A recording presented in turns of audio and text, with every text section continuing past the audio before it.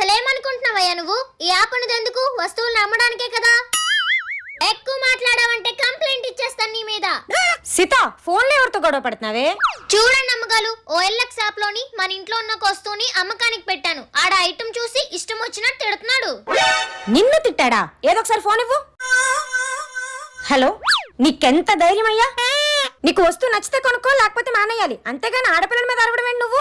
Madam, నేను చెప్పింది ఒకసారి వినండి. అసలు ఆ అమ్మాయి ఏం అమ్మకానికి పెట్టిందో తెలుసా? ఏం అమ్మకానికి పెట్టింది?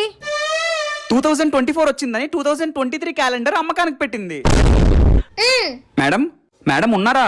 ప్రస్తుతానికి మీరు మాట్లాడాలనుకుంటున్న వ్యక్తికి బుర్ర పాడైపోయింది. కాసేపు ఆగి కాల్ చేయండి. ఒసేయ్, క్యాలెండర్ ఎవడైనా నమ్ముతాడా? మీకు అసలు ఇంటిమేషన్ అద్దే లేదమ్మగారు. 2024 వచ్చి 6 నెలలు అవుతుంది. ఇంకా 2023 క్యాలెండర్ మన ఇంట్లో ఏం చేస్తుంది? ఏదో అమ్మితే డబ్బులు వస్తాయి కదా నేను ఆలోచిస్తే నా మీద అలుగుతలేటి.